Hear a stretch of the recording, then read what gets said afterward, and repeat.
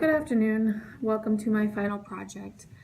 Today I'm going to be discussing Christianity and slavery. As we know, slavery was part of us founding the United States, as well as Christianity. The reason that colonists came over to the New World was to gain religious freedom.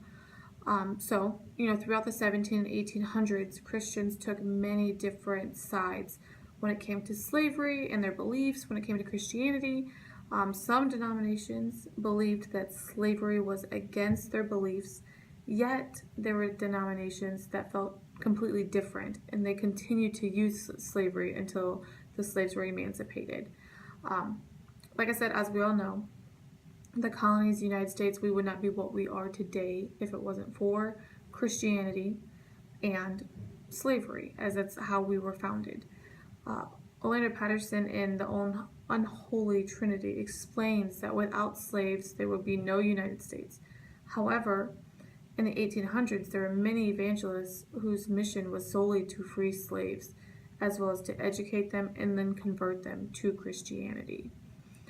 With the rise of Christianity and the revivals that were held, the slave South did not allow slaves to engage in meetings or allowed them to become literate, to become educated. It was easier to control them if they were illiterate and uneducated.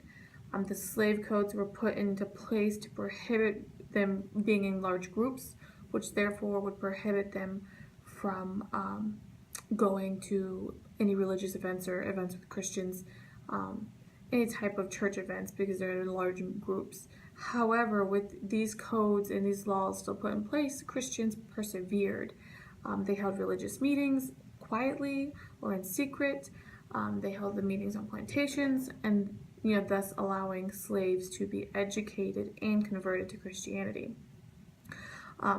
Moorhead's article explains that how evangelists like Charles Hodge worked towards emancipating the slaves. However, Hodge took the Bible as a literal interpretation, which most of us know that it's not very literal.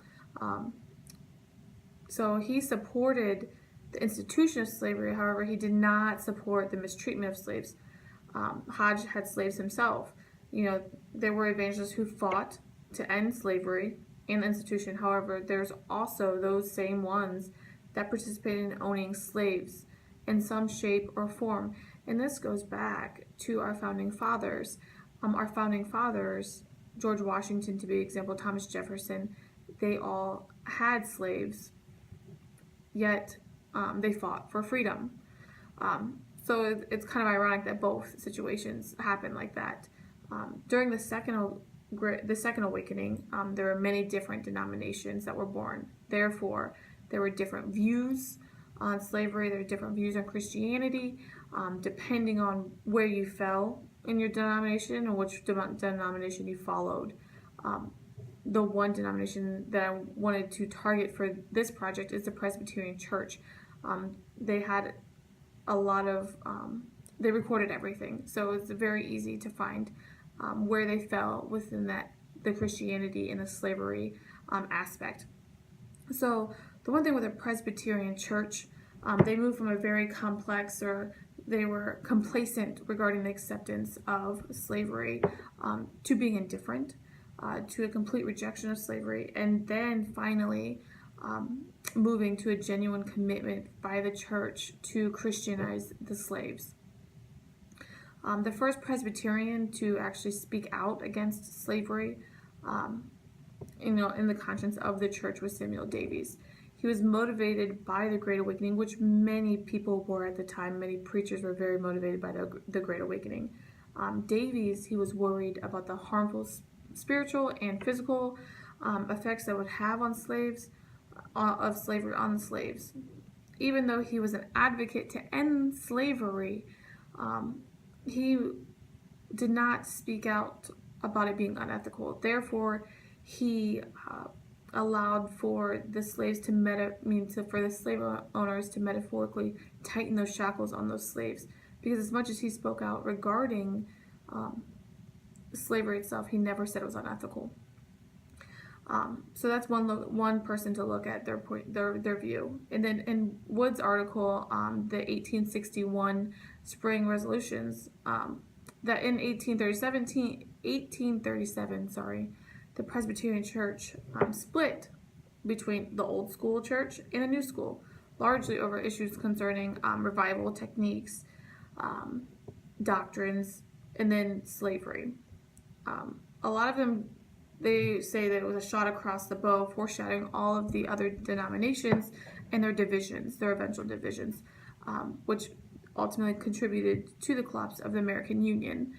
We do see that over the course of time, a lot of churches split their denominations, Northern, Southern. The Baptist was one of them. They didn't agree with the denomination, so they split into the Southern Baptists. So, in David Reimer's article, The Race Problem in Presbyterian Union, he states that slavery was only one factor in the cause of the split of the Presbyterian Church into the old and new groups in 1837. The new school was predominantly the Northern Church, whereas the old school was the Southerners. And a lot of this is, like I said, it was the slavery issue, where the South wanted to keep the slaves and the North did not. Like I said, there's always two sides to a story. I always say that. And that's even true within the Presbyterian Church. The Northerners did not believe in slavery. However, their Southern counterparts did, because that's what was going on at the time. For example, the Bowery Presbyterian Church in Prince Edward County in Virginia, they were an institution that owned slaves themselves. The church owned slaves. So they would actually buy slaves at an auction every year, and they would work underneath the church as an institution.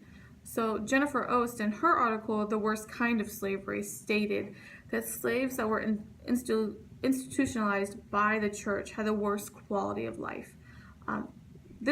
She regards this because that the slaves were owned by the institution or the congregation instead of an individual. Therefore, they did not have the same rights or the same way that a individual slave owner would look out for their slaves.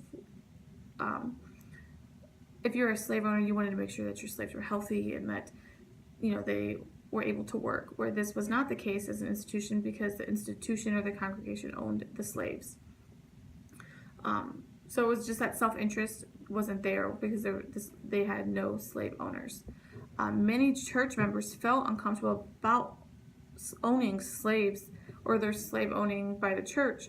However, even while they were defending slavery itself as an institution. So this is a problem that we see a lot within that time frame in the 1800s and 1900s with slavery and Christianity. We have people like in the Presbyterian Church, where they would defend or they would go against the slavery aspect, but they would still, or the mistreatment of slaves, but they still defend it as an institution.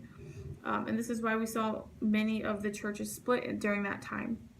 It's just baffling that it took so long for these churches to finally realize that it was wrong, and that for them to have such great or different views in it.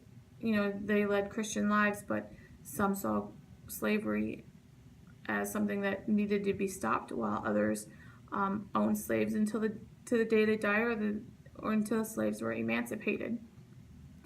The Presbyterian Church it shows that it's a fine example of the mix between the two, of being okay with owning slaves but not being okay with slavery as an institution. It's very trivial in that way, is that which side do you fall on? Okay, it's okay for slaves, but I don't agree in the institution itself. Or it's okay for my church to have slaves, or it's not okay for my church to have slaves. This was something that went back and forth over and over again, and this church wasn't the only church to go through that. Like I said, the Northern, Southern, the Southern Baptist split the Baptist congregation because of the slavery issue. So the slavery is something that I am deeply interested in, and it's just it's a great example of the United States and how far we've come in the battle between what is good and what is bad and what people will think is right and wrong. But I thank you for joining my discussion or my final project. I hope you were able to learn something, and have a great day.